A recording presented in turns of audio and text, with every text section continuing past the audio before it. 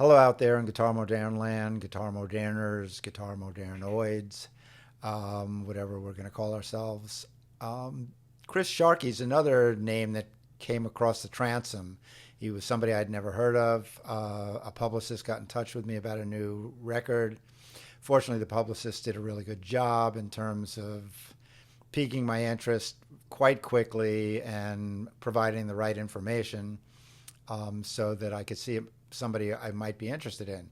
So I checked out Chris's new record, which is amazing. And then I started going back and checking out YouTube videos and some of his history. And I was even more amazed. He was part of a scene in London that revolved around kind of punk jazz about 20 years ago. And he played with Seb Rochefort, who's an amazing drummer. He also plays left-handed, which I found interesting. Strung normally, but with a left-handed guitars, and he uses really interesting guitars. And everything about him and his work was really interesting.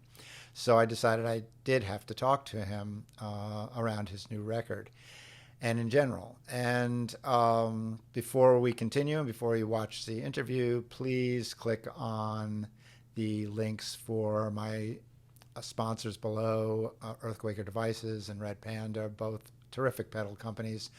Or even better, go to guitarmoderne.com and click on them through there. Would be great. And also, you can see video of Chris Sharkey in action. So please enjoy my interview with Chris Sharkey. Right. So I've been doing this now for, I think over a decade with Guitar Moderne. Initially because I like discovering new guitar players who were pushing the envelope. And there was a time when I kind of knew pretty much everybody that was doing it because it was a much smaller community, or I was aware of anybody that was really good in doing it anyway. And of late, I have been had the pleasure of being turned on to new people that I was not aware of who appear to have been doing really interesting things for a long time. There was a Patrick Higgins that I don't know if you've ever heard of him. Do you know Yeah, Pat? I do. Yeah. Yeah, I don't know where I discovered him recently. Maybe he contacted me, or I recently started writing for Jazz Times, and Mac Randall, the editor, who's an old friend and old colleague, hit me up to do some articles on some new guitar players that I had never heard of. Both of whom are amazing, and you kind of fall into that category. Until Andrew contacted me, I was unaware of you. I had heard of Acoustic Ladyland, and because I had the luck to have a friend in London take me to the Vortex one night, my wife, and we saw Seb play with Kit Downs in a duo, and I was so blown away that I started checking out what Seb was doing, and I discovered some of the stuff, but I don't know. Maybe back then I saw some Acoustic Ladyland, or I didn't, but I didn't make the connection. Mm. How you've been doing a lot of amazing stuff for a long time, and I'm really happy to have discovered you. So let's start at the beginning. How did you get into guitar? Well, it was tennis rackets first, I think, in front of the mirror for a while, and then maybe I was about 11. I think it was my first year of secondary school. That's what we call it over here. Maybe that's high school for you. I don't know, but yeah, about 11 years old. It was Halloween actually. I remember Halloween. So I don't know. Maybe that was 89 or something like that. But yeah, and it was just getting interested in rock music, I suppose. I think it was I think it was Slash, or maybe Iron Maiden, that kind of stuff. A lot of guitar players end up starting there and kind of going into other things. As I'm sure you probably hear this a lot, but so yeah, that's where it started for me. And then, but what was really good was as soon as I started playing, or as soon as I learned a few chords, myself and some friends got together and we would start doing stuff together. So a really great singer called John Terrell, who plays in a band called Smooth and Terrell, We were in the same kind of class at school, and he was just amazing at making up songs. So he would just sing. So I would just play the three chords that I knew in different orders, and then he would just sing.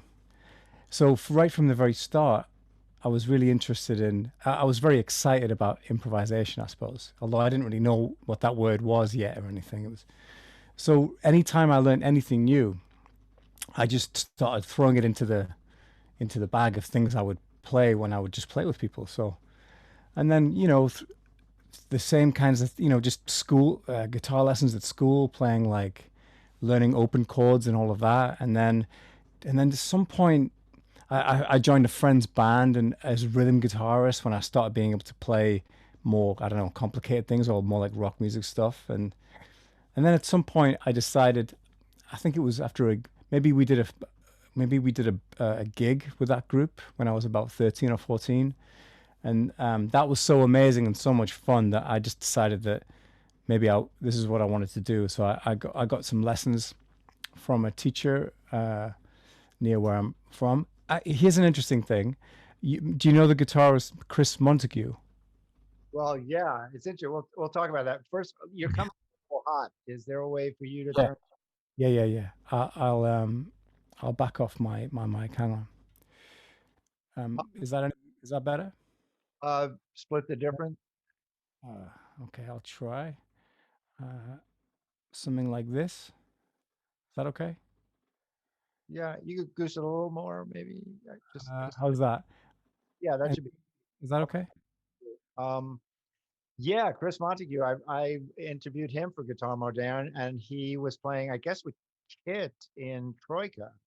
Yeah, that's right. So, Chris and I are from the same place over here, and we've both had the same guitar teacher. So there's a kind of interesting connect. I've known Chris since he was a teenager, since we were both teenagers, and yeah, so we both had the same teacher back up in Newcastle, where I'm from.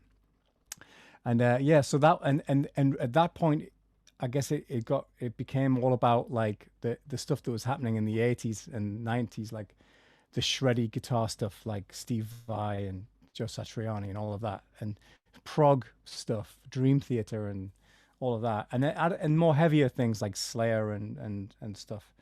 I suppose at that point, and then yeah, just the more I got it, and the more I got interested in playing the guitar in a more, I don't know, in a more deep way, and then I got interested in music theory and all of that stuff, and ended up at music college, and kind of getting obsessed by that whole side of things and playing really well or trying to play really well technically and all that stuff.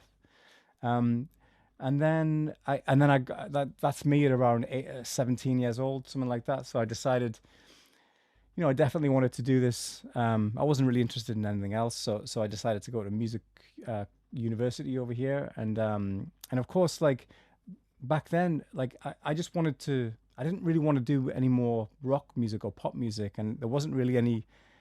It wasn't very easy for me to find any kind of classical repertoire for electric guitar, and I wasn't really from that background anyway. I still couldn't read that well, so I figured I might as well go and learn about jazz. So I went to Leeds College of Music, and I started learning about jazz at that age, about 17. I had some great teachers, and I really kind of delved into that world, looking at jazz standards and bebop and that kind of harmonic language and all of that stuff. And I loved that, and I really delved into that for about 3 years, and then left school, actually got a few jobs out in the professional music world. I wanted to do that after studying for so long, get some experience, and then after a couple of like theater things and some cruise ship stuff and all of that, I kind of decided that that wasn't really for me. So I moved back home, came back to Leeds, and just started making music with friends, and really started becoming very very interested in free improvisation at that point, and music that was coming out of New York at the time, like kind of the downtown New York scene. So I was really into Tim Byrne and Jim Black and those musicians, um, at the time. Really, really kind of really into that. And then yeah, and then since then, I suppose it's just synthesizing all of that stuff and mixing it all up, and I guess really that history kind of explains a lot about the kind of stuff I'm interested in. Apart from the last part, I guess, which is electronic music, which is um, perhaps more of a recent obsession or interest. But as you know, as a guitarist, you are an electronic musician as a guitarist, because the thing doesn't make any sound, does it? You have to has to interface with something, and that very natural progression of, well, if there's going to be a guitar and an amplifier, and if there's going to be a guitar and a pedal and an amplifier, and then there's going to be, it just becomes this constant kind of modular expansion into, oh, well, actually, maybe you don't even need the guitar at all. Maybe it's maybe the guitar just feeds these boxes, and the boxes do all the work, and you just guide them on the way. And yeah, so, and I suppose that's kind of where I am. I consider myself someone that improvises, um, but like, or works at like where the interface of like improvisation and electronic sound are. And I like to bring that to whatever it is that I do, even if it's some, even if it's like a pop gig or something like that. I'll try. I want to bring something along that's gonna like create some excitement and create some sonic kind of interest. Um, Whatever it is that I do, I just find that extension of the instrument very natural and very interesting and very fun. Sorry, that was a long answer. Oh, that covers, well, that covers, no, that basically covers that end of the question. Two quick questions. Can you hear that lawnmower going outside my window? No, I can't. Can you hear the rain outside mine? Good. So, all right, we're good on background noise. Um, but stepping back for a minute, I'm fascinated that you play left-handed, and that you started that way, because so many left-handed guitar players play right-handed, and it's rare that somebody actually begins like that. How did that happen? That was one of those things where the first time I was in the shop, the guy in the shop was just like, "Does this feel okay?"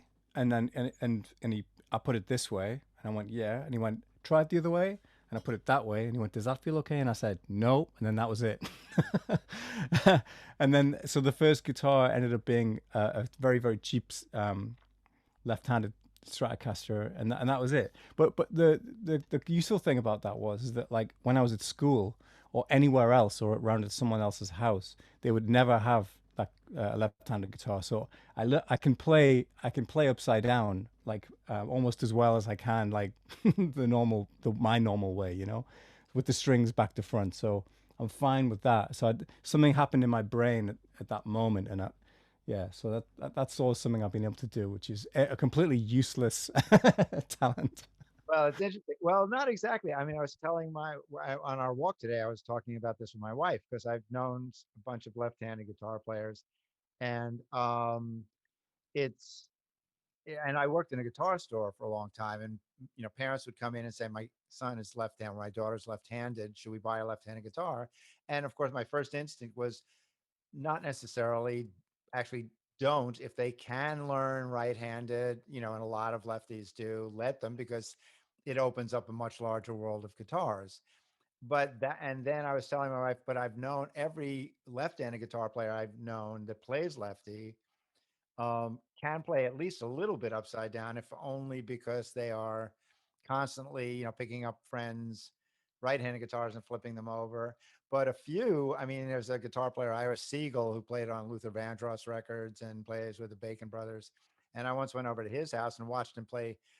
He plays standard left-handed, but he picked up a right-handed guitar and played Stevie Wonder tunes upside down left-handed. So he seemed like he was ambi also, which makes sense.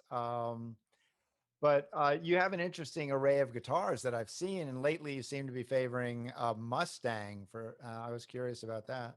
Well, I was gonna say, like, the nice thing about being a lefty is that we've got good players on our team. It's like we've got Hendrix, we've got Cobain, we've got Iommi. We've got McCartney, Dylan, even though he plays righty. Rebo, okay, I know he's a lefty, but he's a righty. But anyway, but yeah, so the guitar, yeah. So the Mustang. I've got this thing about guitars where I I don't have any expensive ones, so I don't. I only I only buy quite cheap guitars, um, and it's I don't know why. Why is it? I just kind of think it's I think it's just kind of some wood and some pickups and some strings, and I don't understand how they can cost as much as some of the expensive ones do. But anyway, so I like to find the. Also, the other thing is that I don't get much choice. So you know what you're saying about left and right is like there's especially like with when was it? I think it was when Gibson started getting into trouble a while back. Like, or there was, or maybe some stuff to do with American imports and exports. But like, it just became impossible to find any guitars. So I'd end up I'd be in a guitar shop and I'd look around. There'd be three instruments there, and I would just pick one up and give it a go. And if I liked it, I'd get hold of it. So, and the Mustang was one of those. It's a Kurt Cobain signature Mustang. It's a very strange guitar. It's got a very loud humbucker in the bridge and a very quiet neck pickup. But they're very cool because you can put them out of phase and do nice things and stack them in funny ways. And also it's a short scale in its instrument, and it's very light and yeah, very easy to hold. So I ended up playing that for a long time, and that was the guitar I used on the new record, the solo record. I just used that instrument for that one. Um, and yeah, I've used it for a lot of stuff, but I'm playing a Strat at the minute, strangely. But there you go, and it's I mean the guitars are so good. I mean like the stuff that comes out of like the Fender stuff and everything that comes out of I don't know China or wherever it's from is sounds amazing to me. Okay, I mean I haven't really played a £3,000 guitar before. Maybe they sound £2,500 better, but I mean that sounds pretty good to me. It sounds like a Stratocaster, I think, and I can get the sound that I want. And I have a Telecaster over there too. That's the same, like a Squire Telecaster, and it's when I plug it in, it sounds exactly like how I want a Telecaster to sound. So yeah, I don't know if it ain't broke, don't fix it. Maybe. Well, I'm totally on the same page. I mean, I only own one expensive guitar, and when I bought it, it wasn't expensive, and the rest, I mean, for a number of reasons, I find, cheaper guitars, a lot of them have more character than some of the expensive guitars. But also something else you were talking about, at some point, doing the kind of thing you do, and I do occasionally, it's just becomes a sound production device, and you're processing it so much that it doesn't matter as much what it sounds like at bass. But it's also the other thing that you mentioned. I mean, so many of the cheap guitars now play so good and sound so good that it's hard to countenance spending a lot of money on a guitar, that's going to sound maybe 10% better and play 10% better, for 2,000% more money. So, Yeah. it makes perfect sense. I mean, that said, a great guitar is a thing of beauty and a joy forever. And it's, but it comes alive most when you're just playing it straight into an amp. Once you start adulterating it with pedals and things like that, it's like that extra $5,000 you paid, it could be anything. I mean, um, True. And then the other thing, of course, is like traveling too. So, I mean, I've had some horrible things happen to guitars on the road, scratch plates getting smashed, necks getting cracked, all sorts, So there's that factor too, where you don't want to be taking something out that's worth more than your car. yeah. Well, I used to work at a vintage guitar store, and Chris Isaac, the Mm.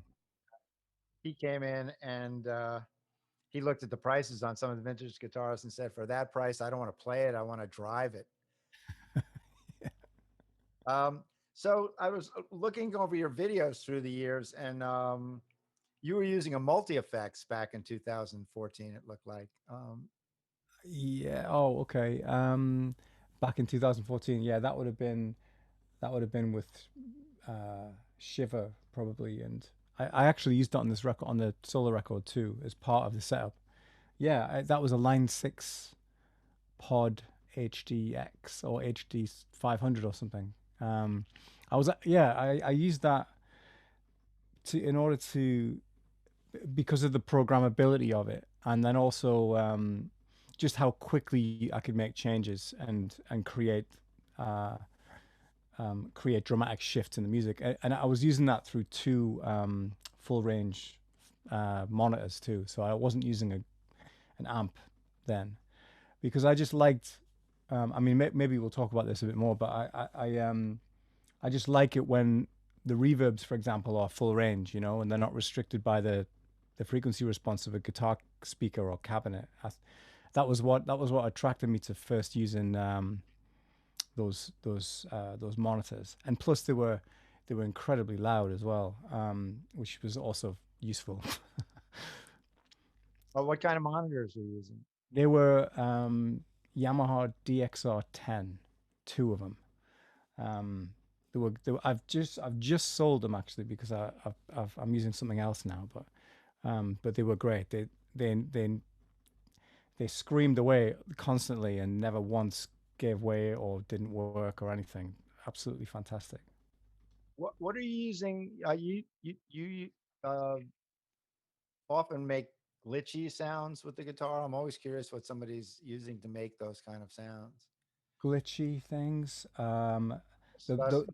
yeah, the most frequently used one for me would be just be a Boss DD6, which has the hold function. That's my favorite one because you can just set it at that.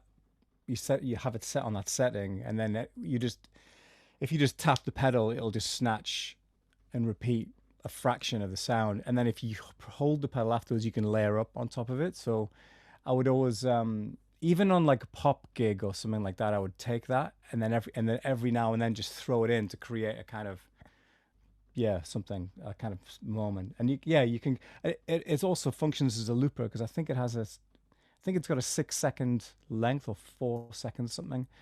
And of course, you can't make it in time, which I like. I like the fact that it's not in time. I like the fact that you can just create these kind of amorphous layers with it. So the DD6 is great, and then other glitchy things would be the Revolver pedal, which I'm sure you're familiar with. I think Hexy. Well, and I got that a long time ago. I think I got it because I was scouring. I was always interested in that sound, and I mean, of course, now there's millions of things that can do it, and there's so many boutique pedal makers designing these little beautiful computers that we can put on the floor and play. But back in, I don't know, I might have got mine in 2012 or something like that, and I contacted Piot, the guy that makes them, and he got him to send me one, and it was funny. It was one of those things where everyone just asked me about it on every show I played it on, and then gradually they just started cropping up around on gigs and stuff. And I don't know. I don't want to take all the credit for it, but but, but Credit. He's been using it for a long time as well. who's that? Sorry. Torn. Oh yeah, you know what? It was probably him that I stole it off because maybe I saw a video or heard him talk about it or something. In fact, it might have been even on your website that I because I've been aware of your site since back then. Because as you know, there wasn't really a lot around about this stuff. And there was no one really around making sense of it. So I gravitated towards your site quite a lot, and would always keep up to date and read new things about new people. And so, thank you. Thank you. It's nice to know somebody was listening back then. I was, yeah. Taken off in recent years. I mean, it's been interesting to watch the rise of this this type of guitar playing. Um, in survival skills, in video live at the Rich Mix, I think it sounds like you're triggering vocal, percussion, and other samples or clips with some sort of MIDI system through a laptop.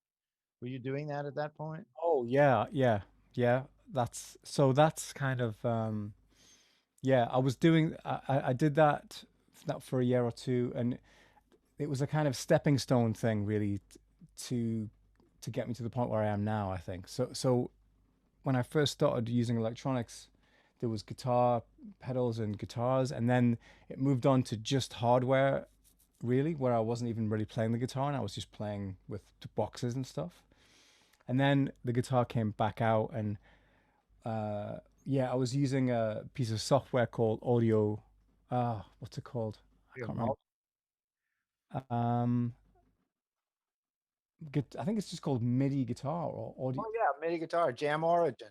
That's it, Jammer, exactly. So I, I, because I was using, I got hold of a copy of Ableton Live for a project, a kind of, for a project that I was doing, and quickly realized that this would be a really powerful thing to play through. So got the, yeah, got the Jam Origin thing, and then I designed a set whereby I was just using that plugin, triggering various different types of MIDI stuff from the guitar. Certain things work better than others, and it was, I mean, it was really fun doing that, and it was great playing big systems through it because it was just such a huge sound. And I had it set up so that I didn't. The laptop was kind of off stage, and I was controlling everything via Keith McMillan soft step. So I'd be able to scroll through the set, and then also bring in different things in and out. And it was great. I kind of had the way that if you were doing a pop show on a keyboard, you would split the keyboard up, like in terms of ranges. So you might have basses and samples and sounds. And I just did the same thing with the guitar. So in the space of one phrase, you could hear drums and bass and a pad and a melody and spoken word and everything. And I just loved that. The power of that and the drama of it, I thought was amazing. But the thing was is that what I realized was after a certain amount of time was the guitar didn't really matter. It was back to that thing of it just being a sound source. I thought, well, it's fun visually, like looking, like seeing someone looking at the, playing the guitar and it's sounding different. But actually, from a performance point of view, I'm still limited to just these, to these notes mainly. And it would be far easier if I was playing, I could do the same stuff if I was just playing a keyboard and I'd have twice the. So I ended up kind of flipping back and just doing, if I wanted MIDI and if I wanted those sounds, I would access them via a keyboard, and then I would just keep the guitar as a guitar, as a kind of another voice in the music. And the setup, I mean, the reason why I'm talking to you now in the studio like this is because I'm getting ready to do a show on Sunday where I'm playing guitar and laptop, and it's sat down and everything, and I've got various MIDI controllers and keyboards and guitars too, and the guitar almost becomes this kind of this thing that comments on the textures that I can set up. Using Ableton Live, I can resample my guitar, I can resample the audio, and I can also record the musician I'm playing with, who's a drummer, great drummer called Mark Sanders. So I'm doing live processing, turning those sounds into other sounds, playing over those, looping those, resampling that, and then playing over the top on the guitar. So you know, it's come a long way from the tennis racket and the wah wah pedal, but it's the same kind of principle really of of just trying to imagining the music in your head and then getting there via whatever means you have at your disposal.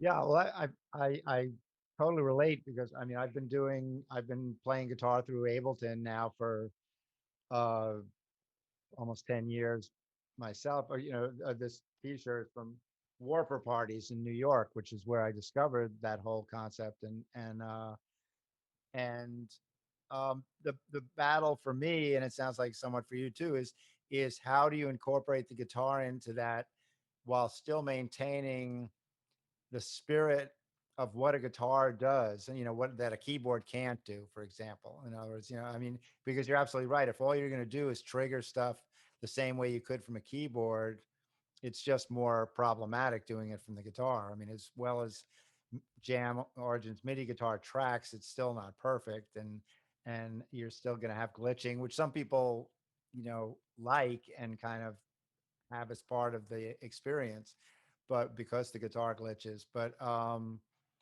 But yeah, to get that thing, that je ne sais quoi that guitar offers, that that say keyboard does, and a certain kind of expressiveness. And so, I mean, for me, I've been trying to find which effects and what kind of processing maintains that and keeps, somewhere keeps the sound in there. And I think you've found a really interesting mix in some of the videos I've seen where you're getting some really interesting sounds out of the guitar that sound very almost Kodo like, very kind of thin string sounds, and that's being mixed in with computer sounds and things like that. And it's so I'm fascinated by that stuff, and I'm looking forward to seeing more video of that, because I've seen, in certain contexts, like I think that I'd love to see more video of the Orchid and the Wasp, which I think is the duo you have with. Yeah, that's it. That's what I'm getting ready to do on Sunday. There's more. If you there's more. There's a couple of records on the Bandcamp page on that one. One called Orchid and the Wasp, and another one called Line of Flight, or Lines of Flight. Sorry, and it's that's a kind of ongoing conceptual kind of group. But basically it's about I love Mark's drumming so much, and I feel he's such an incredible musician. What I want to do with that project is just give him beautiful scenes to play around in, and kind of textures, and yeah, just paint pictures for him to kind of sit inside of, and that's the kind of mo for that for me. But and I just want to surprise him all the time with like what comes from the speakers, and to kind of like surprise him into, or excite him into new things.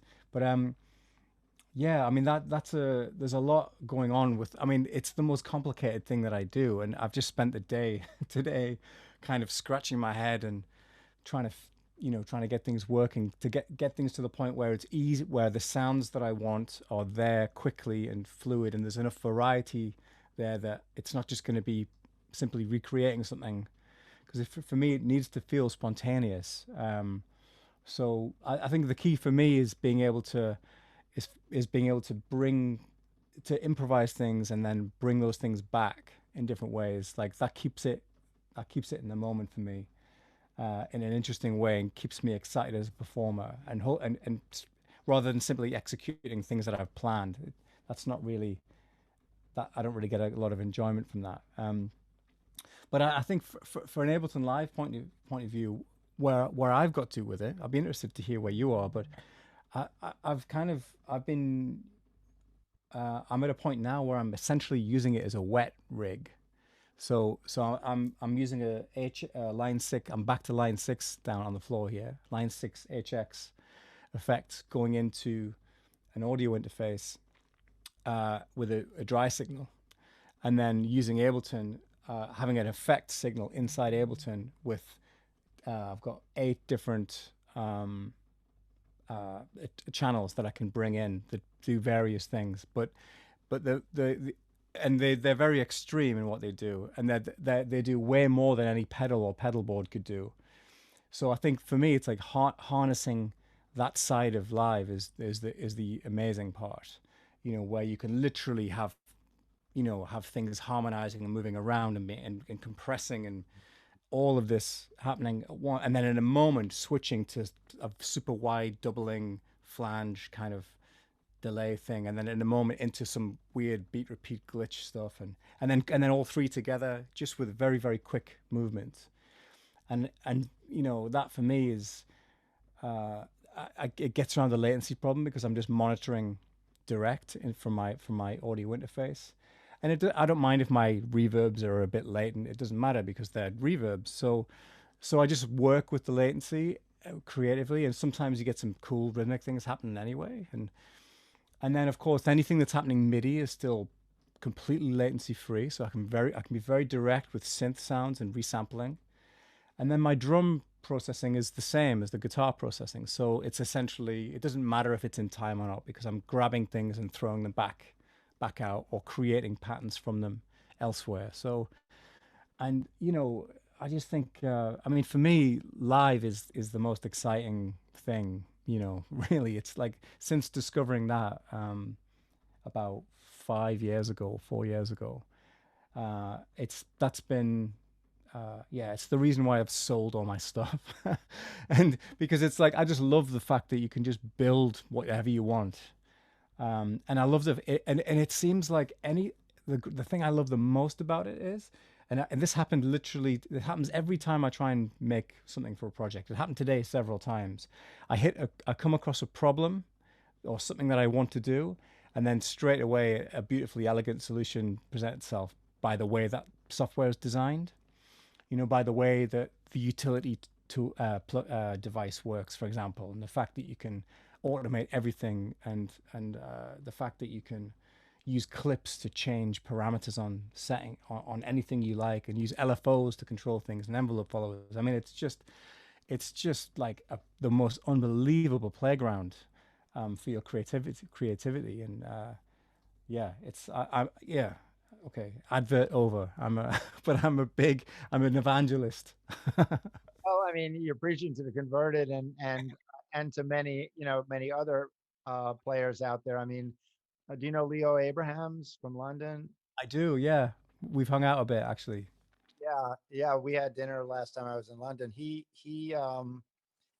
uses it similarly to you. I think he has a bunch of effects that he sends through, and send and you can construct stuff, as you say. That's, I mean, the brilliance of Ableton, I always found, is how personal it is. There isn't a way to use it. You can use it so many different ways, and everybody finds their own path through it, and finds, I mean, I'll find I'm doing something one way, and then find out somebody else is doing the exact same thing a completely different way, and things like that.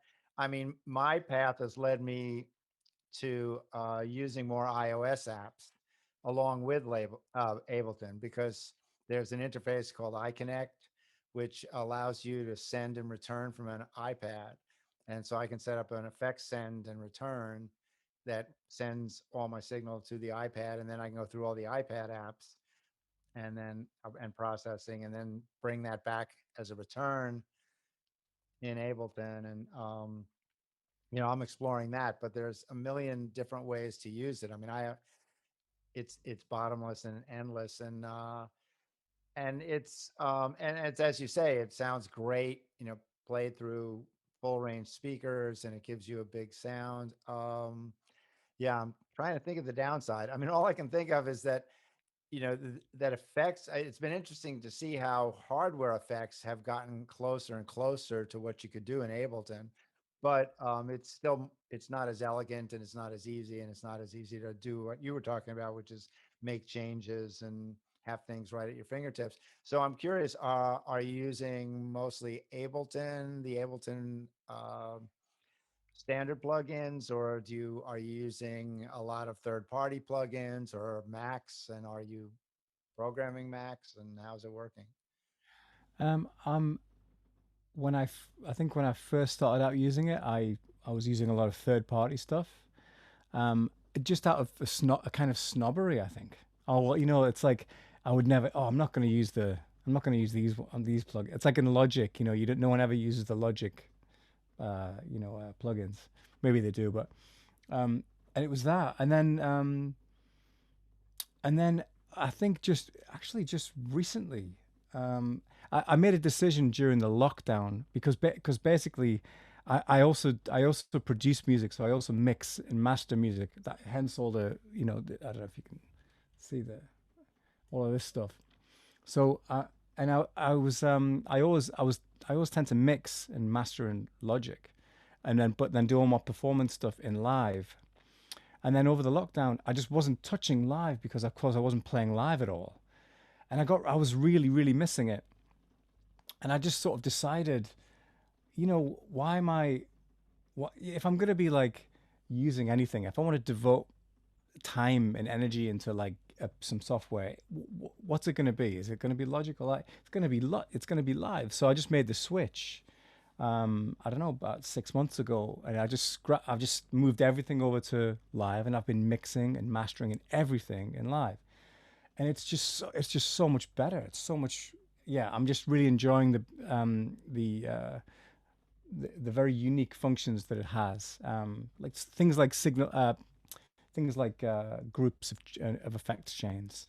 For when you're mixing and you want to, let's say you want to you want your kick drum, you want to parallel compress your kick drum or distort your kick drum. It's so easy to do in parallel on one channel in Ableton because you can just, you just double it up and then have it put it how you want it, and then you've got everything on one channel rather than creating sends and returns and all of that stuff. I love all that. Anyway, but so yeah, and then when I started doing that, and also when 11 came out, I just started kind of just reaching for those standard plugins or those standard devices, and just found them to be just was really surprised at how great they sounded. I think it's because they don't look very exciting.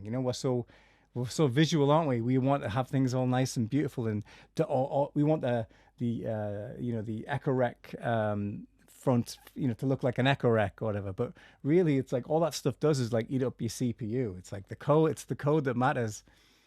And man, think about Ableton's delay is zero, has got zero latency, and it sounds amazing. You can get incredible sounds out of it. The saturator, incredible. The EQ, really usable, and also, if you're building these really complex live sets, and you've always got your eye on that CPU meter. I don't want to see that CPU meter go above like 20 if I'm playing live. I don't want any glitches or crackles or anything. And if you just stick to those devices, you got no problem, and they sound great. And the reverb, man, that reverb is so good. Yeah, I love that reverb. I keep checking out other reverbs and thinking, oh, this has got all these great reviews, and it's supposed to sound so great. And then I just go back, and when I want that big wash of reverb, nothing sounds like the Ableton reverb. It just sounds great, and it's got the freeze function on it if you want to do freeze stuff, and it works really well. So yeah, I totally understand that also from a live perspective. I mean, there's a few, third party things that do things, especially in the kind of granular world, which is one reason I got into the iPads, because there's a lot of great granular processing that's available in iOS form that's not even available for the most part as plugins. So that's the only thing I miss, just because I've been moving in that direction. But yeah, you could do amazing sets and amazing sounds with never leaving the Ableton universe there. And Totally. And um, that, and also that reverb, if you want to, even if you just want to find a perfect, like very tight ambience, like for if you're mixing and stuff, it will do that. You can dial it in perfectly, like the combination of the early reflections and the diffusion, the size of the space. You can get it. You can just get very, very natural sounding ambient reverb from that. I mean, yeah, it's a total winner. And then also for me is like the way I get complexity out of those things, or the way I make them sound as if they're more than what they are, is by using LFOs. So by using LFOs and envelope followers, you can essentially make your reverb move and shift and morph and respond to your dynamics, whatever. So that your bog standard Ableton Reverb all of a sudden starts sounding like this really magical, organic, effect, and that's, I mean, for me, that's the real winner with live, is like how you can, it becomes how modular it is, how you can create these connections between the different parts of your session and your signal chain, so that things can influence other things and create shape and drama and these beautiful organic textures, all just with what comes with it. I don't know anything else that can do that really. not in that sense. There isn't anything I know of. Are you still using the Keith McMillan to turn things on and off, or are you doing most of that with your hands now? It's with hands at the minute. You know, I I've been selling a lot of stuff lately, but I've kept hold of that just because I know it's so great, and I know that it'll come back out at some point. Um, but right now it's because the band with Mark, the Orchid and the Wasp, a lot of the times I'm literally just manipulating his sound live, and and then also resampling it and playing from the keyboard. So the guitar sits away at that point, and then once I've set something up that I want to play over, I'll lean over and either pick it up or it'll be there, and I'll play through the line six into my wet dry channel and create some drama that way. So yeah, at the minute there's no I don't have a job for the soft step yet, but it's just resting. I'm sure it'll be out again soon. I noticed on one video you're using, it looks like you're using the Roland or Boss I'm not tabletop looper. Yeah. Uh, have you been using, and what have you been using largely for looping that, or do you use the looper in live? No, I don't actually. So I don't.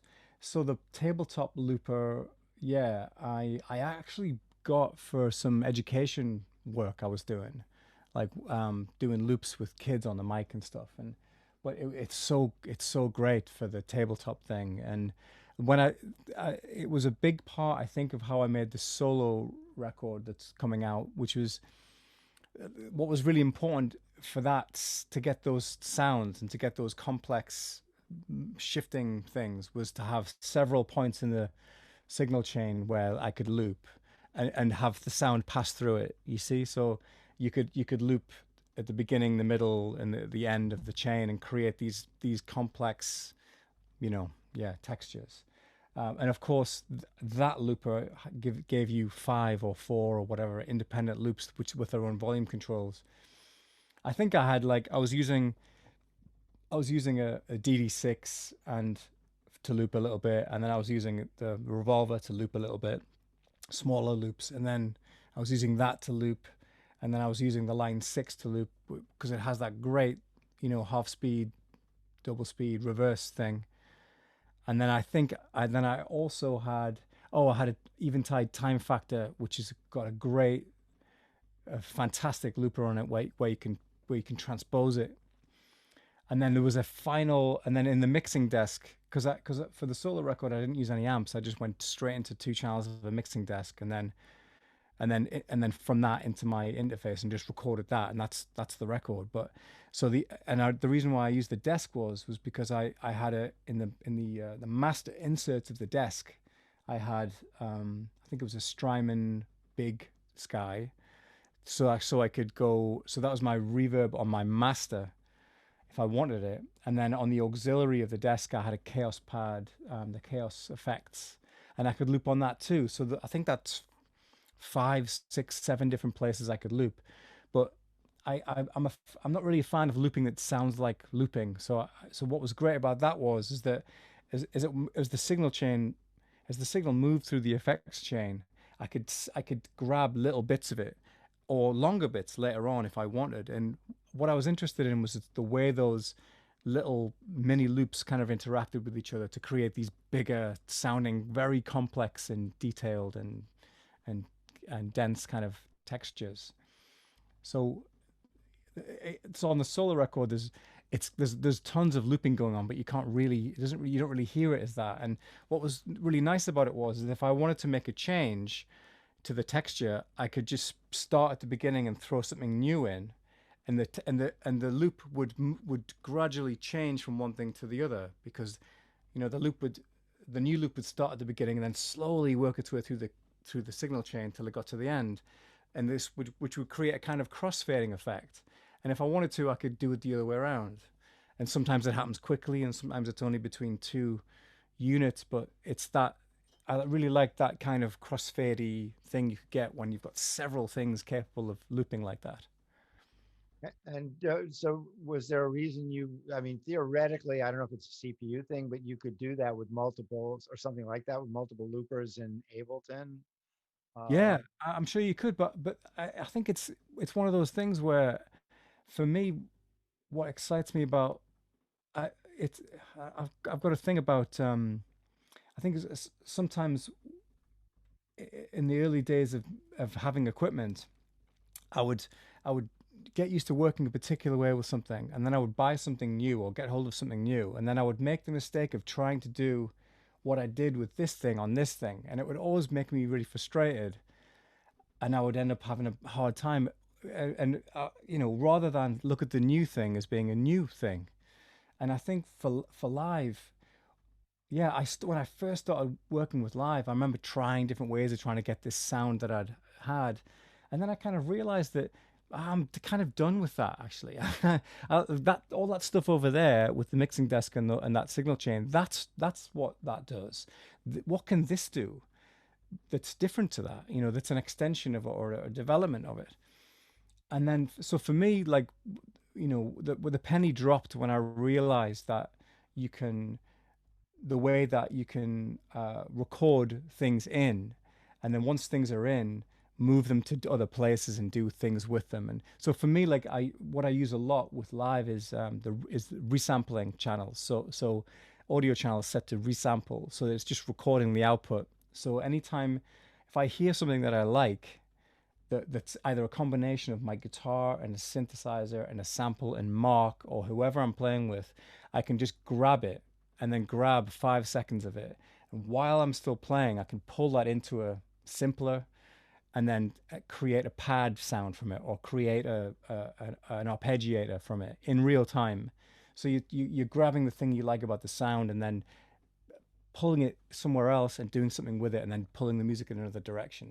And for me, that's just so exciting. Like the fact that that's all so easy to do, and you can literally do that in real time without your computer freaking out, without anyone in the band realizing what's happening, and all of a sudden, and they don't even know where it's come from, but all of a sudden you've recontextualized part of the improvisation and turned it into what's going to end up being the next or a potential avenue to explore next.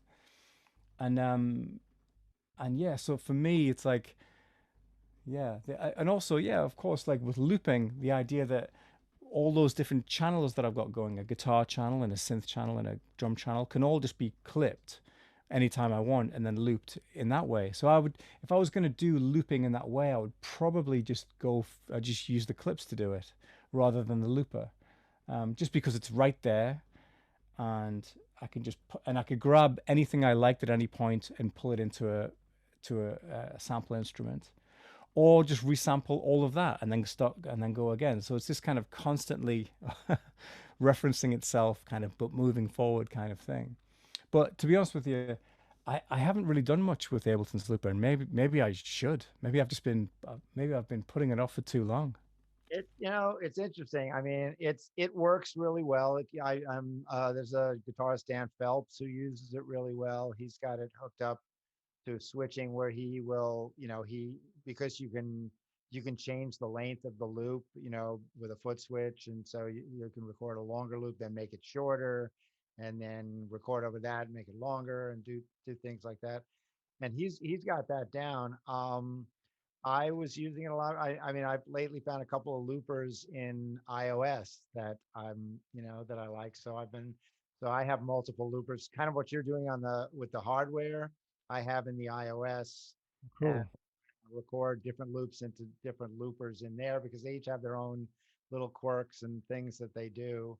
And then then send that back to Ableton. So yeah, That's with that app you were talking about. There, so the little yeah, in iOS, I mean, on an iPad, there's, you put in this ohm mixer that basically you can have as many channels as your CPU will hold of different effects, and then those are all sent in from Ableton, and then I can send it in and put it in one looper or a different looper or a different sampler or a different effect, and then send that. It can all be sent back to Ableton. It's almost sort of like running a whole separate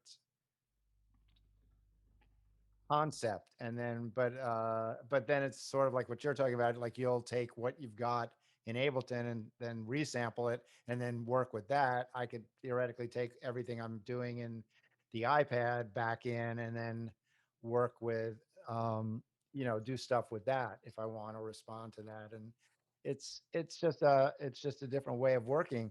But I'm fascinated. The new record, it's a real cohesiveness to it. And I mean, it's all fully improvised, if I'm not mistaken, right?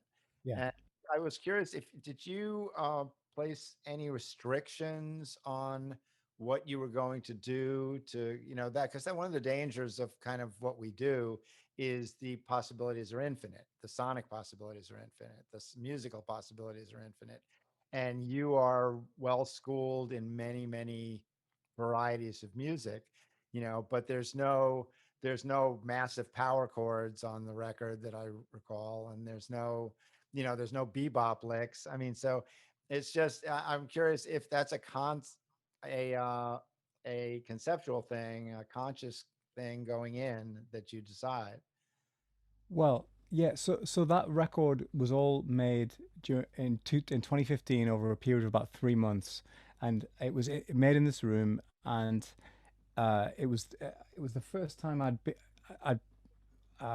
it was the first time I had a room to set stuff up in actually for a long time. I'd been traveling a lot and I've been moving around a bit, and so I got here and then I set my studio monitors up and then just started and then just would set up gear really and just record and all of that stuff you're talking about, the parameters and the decisions, all of those mistakes got made first. So like, like all the things that I played that I didn't like. So because I would record every day pretty much, or at least a few times a week, and quite a long improvisation. So the first parameters were I'm just going to improvise, and then I'm just going to start. I'm just going to get a sound going, and then just begin, and I'm not going to care about how long I play for or anything, but I'm just going to use what's here. And I think I also thought I'm not. I'm gonna make this sound the way I want it to sound right now. Like I'm not going to. There will be no mixing, and there will be no editing. Like there will just be the selection of parts that I like.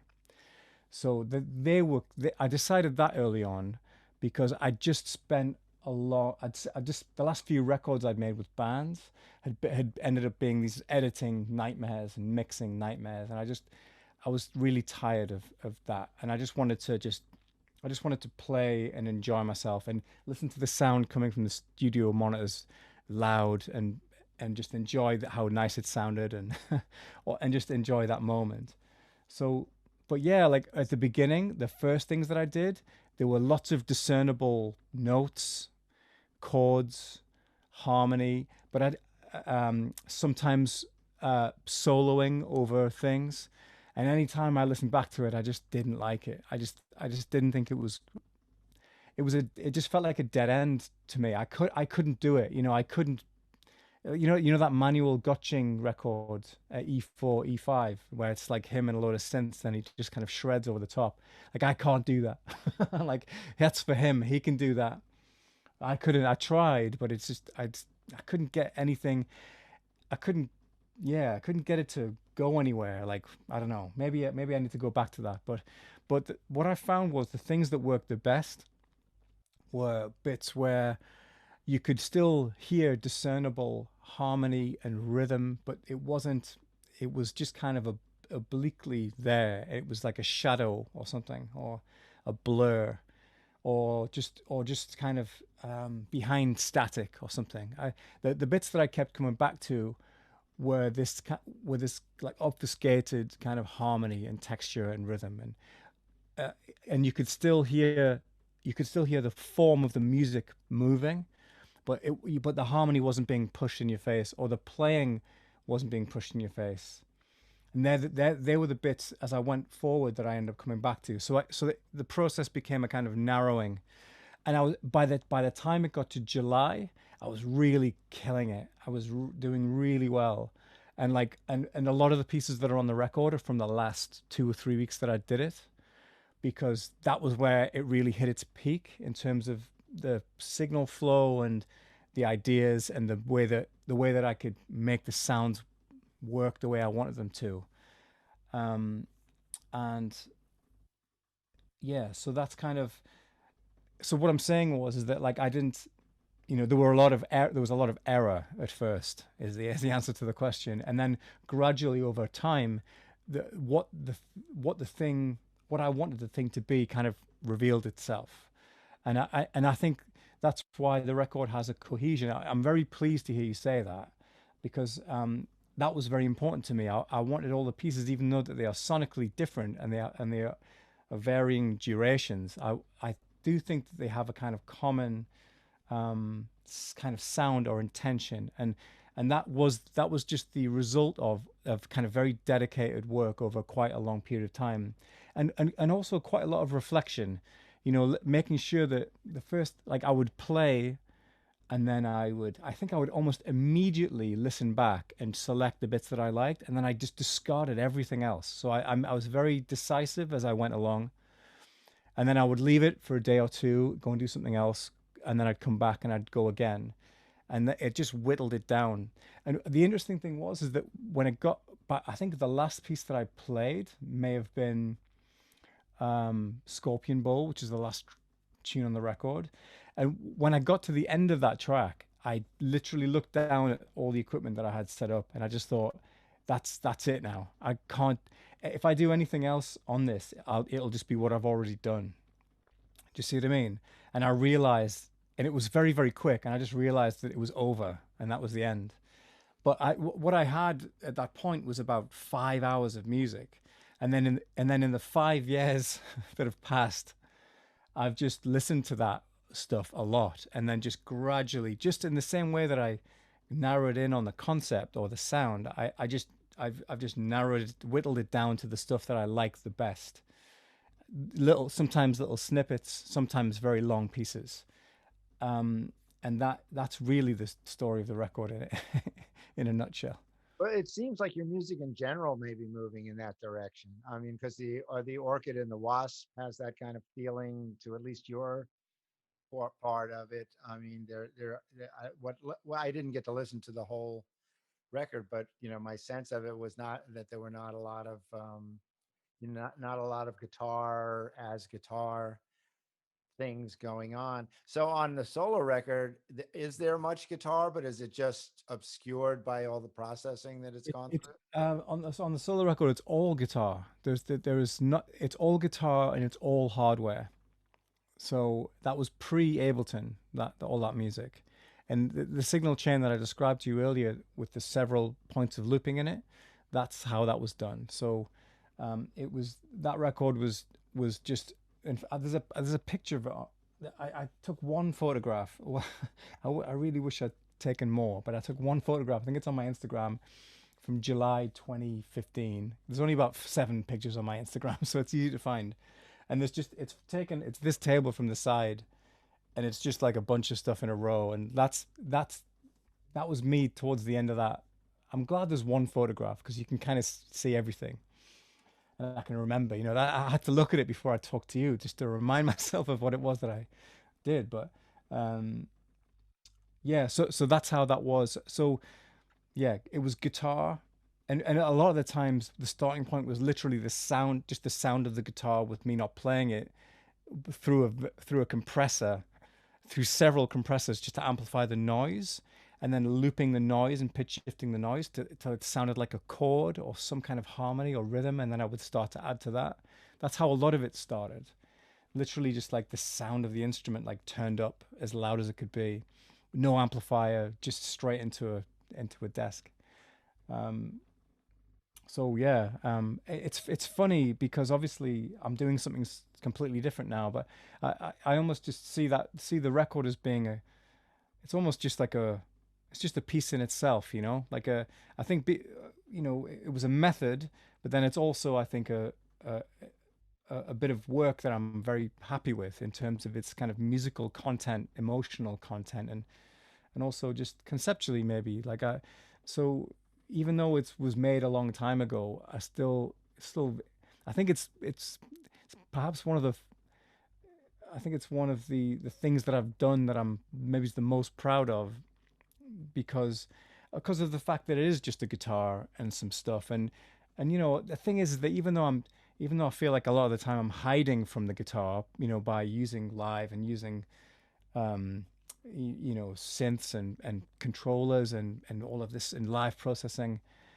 I am still a guitarist, and it is, I still love it, and I still think about the fact that I play and that and the my heroes, like when you think about Hendrix or whoever, like there's that part of you that just thinks I want to contribute something, you know what I mean, to the story of the guitar. Sure. Um, and I think for me, like this record is that for me, like if I may be so bold, it's just, it's my little thing of just like here's how I heard it, here's what I did with it, and I know that no one plants any flags anywhere, but like I do, I am happy with. I haven't heard a lot of things that are exactly like it, and I think that it felt good to me. It felt natural, felt honest. So I think it's been that's why it's come out really so much so long after I made it, because I just feel like it deserved a bit of a bit of time. Even for you to listen to it, Michael, that makes me happy. You know what I mean? It's not about anything other than, what? It's just about contributing a little bit of something, a little something to the culture that I love so much. Well, of course, Chris. I mean, that's what that's what Guitar Moderne is all about. It's about people like yourself trying to push the guitar in some new direction, some, not rehash the old stuff. And, you've been doing that for a long time, regardless of what you've been playing. I mean, even like in your band, and I checked out, where is it? The Gordy approach. That was another approach to it. I'm really curious. I mean, I don't want to keep you too long, but I did become very curious about that era in Britain, the acoustic Ladyland era. When there seemed to be the Elephant Nine thing, and I don't know. I think Seb was at the hub of a lot of that stuff, but there were probably other bands, and that whole approach to incorporating kind of rock and electronics and jazz into jazz or jazz into improvised music. Um, and I was curious, was that mostly taking place around London? Were you in London at the time, or did you just go down there to play?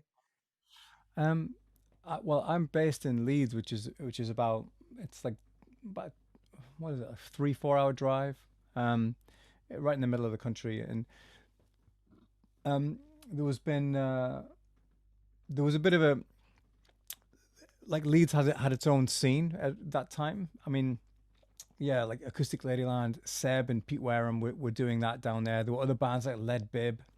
I mean, there were tons of bands, the Loop Collective, all those guys. And you know what it was actually? It was MySpace that brought us all together. There you go. There's a blast from the past. But like that was happening in London. All these improvising musicians who were like, they were bringing in stuff from outside of the strict kind of like jazz tradition. I mean, Chris Montague was part of that. Troika were part of that. Um, and then up in Leeds, we were doing. I was in a group called Trio VD, and we had this thing called the Leeds Improvised Music Association, and we were doing lots of free improvisation and experimental stuff, and working with electronics and all kinds of things. And then when MySpace happened, we all found each other on MySpace, and kind of like, and it was like, oh, you're doing that. Well, we're doing this, and then we started kind of just talking to each other, and then putting each other's shows on. People, so the bands would come up from London. We go down to London to play at the Vortex and places like that. And it just and it just created a lot of friendships and collaborations and things. So yeah, so like basically, but I never moved to London. I stayed in Leeds, playing with musicians like Matthew Bourne and Dave Kane and my group Trio VD and the Geordie Approach and all of those guys. And then, but because of MySpace and all the rest of it, you could hear what everybody else was doing. And when Tom Corley, the keyboard player, left Acoustic Ladyland, Pete just gave me a call and said, "Do you want to come and do it, play guitar?" And I was thrilled to do it. So and I yeah, I would just travel down. We'd rehearse at Ruth Goller's house, the bass player, and then we'd go out and do shows. And that was 2-3 amazing years. And that record, Living with the Tiger, that came out, and various other things. So yeah, it was a point where a lot of things exploded. Back in, I don't know, 2005, 6, 7, 8, 9, 10, maybe through to about 2012. A lot of things happened, and my group Tree VD, we were playing all over the place. Acoustic Ladyland was playing all over the place. Lots of festivals in Europe and things like that. And yeah, it was just this. I think even though we were doing it in a different way, there was just this idea of bringing whatever you wanted to the music. You know what I mean? So Acoustic Ladyland kind of sounded like a post punk band, but we would improvise like 70% of the set every night would be improvised. We'd play these songs, but we'd throw them around so much, and Seb would never count it in or play the same thing two times, and it was this gauntlet really that got thrown down of like how can we play this every night and find something new from it, and really, which is really the kind of essence of jazz music, like that's built into the way that music was created. The idea that you would reinvent, like every single time you play Night and Day or All the Things You Are or Ornithology, you're finding a new tune, you're finding a new way of playing it, you're finding a new way of feeling the rhythm, and the rhythm section of finding a new way of working together. And so for us, it was a very natural extension to the what we loved about jazz music. Was the fact that it just felt alive. Like the fact that the music, when you go and see a jazz concert, regardless of what it sounds like, regardless of whether it sounds like rock or noise or electronica, the thing that connects all of it is that you're seeing something on stage that hasn't really been done that way before. You know what I mean? It's like every night it'll be different. Even it's about the process, not so much what the end result is. To a certain extent, obviously it's important to acknowledge the importance of jazz music to African American people, and the history of America and the history of that as an art form. But I think this idea that there's a yeah, the essence of the music being something that is imperceptible, or spontaneous, or whatever that is important. Well, yeah, it's like the great critic Whitney Bailey had called jazz the sound of surprise. And unfortunately, too much of it isn't anymore. There's a lot of that's a whole other discussion, but it's been heartening. I mean, what I've noticed is so many of the guitarists I speak to have a firm grounding in classic jazz and bebop and modern jazz, and harmony and structure, and have all the technique. And then, like yourself, have moved on from that into something that's either a hybrid or that leaves it behind for more sounds than notes and things like that. But I think what shows up, as it shows up in your record, um, once you've developed that musicality and that sense of flow and structure from playing more standard, quote unquote, standard music, if you're good at that and you develop that, that is infused in, no matter how far out you take it and how noisy it gets, it still maintains that same sense of tension and release and movement and cohesiveness and quality and all that kind of stuff. And I've noticed that the people who know that, their music, no matter how noisy or avant-garde it gets, is, I find, more listenable to than people who just approach it without any kind of background knowledge. I mean, they can do interesting things, but I think there's a limit there, just like I felt there was a limit to the whole punk movement. There's just you're in a corner there because the language you have to draw from is limited, and the musical knowledge you have to draw from is limited, and so I find the music becomes more limited and not as engaging as somebody who learned all that stuff and has kind of cast it aside or put it in the back burner, but it still infuses what they're doing. And I've also been fascinated by how many avant-garde players are big fans of the blues. Some are not jazz players, but are really, started as roots players and have that feeling from that, and they're trying to imbue that into the sounds and the noise and all that kind of stuff. And it's just it's interesting because even if I don't know that about them, when I hear the music, I feel that there is that foundation there. You can just feel it, and you understand that it's there, and it makes a big difference. Um, so are you getting out and playing at all? Well, you're playing, I guess, tomorrow. Is this a real gig in a place with people? Yeah, yeah. It's on Sunday, 2 days time. So, but yeah, it is. It's a socially distanced concert in a very nice venue in Birmingham, which is about 2 hours from me, between here and London, I guess.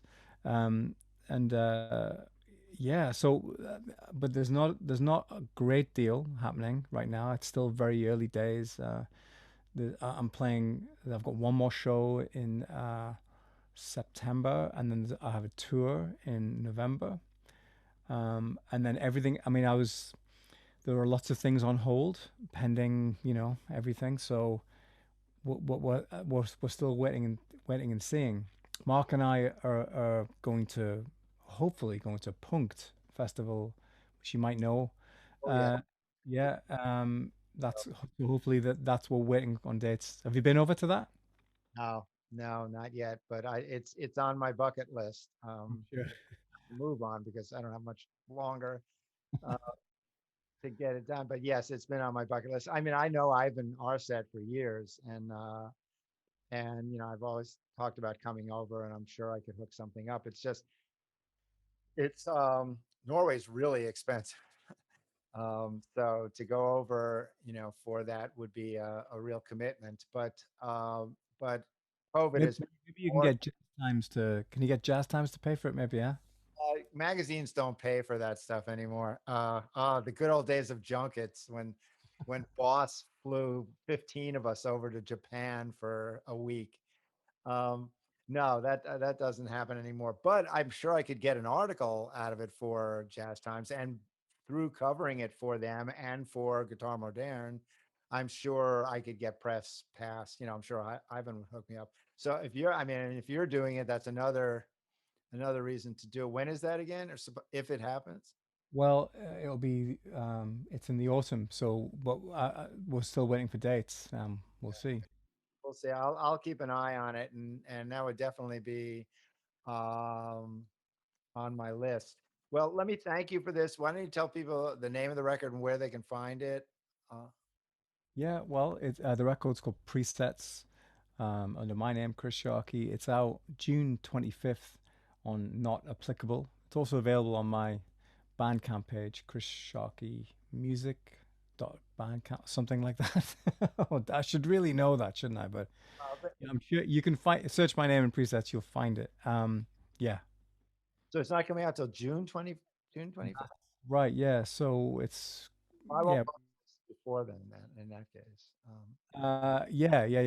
I think Andrew said something about a recommended date for something, but we're going to do the pre-order from May 28th, I think. Okay, maybe Uh, that gave me. yeah. Anytime after that's great, because I'll be streaming tracks. I'll be streaming all the tracks from then, and people can get hold of it and stuff. So, but yeah, it's June 25th. Cool. Well, let me thank you for doing this and sign on.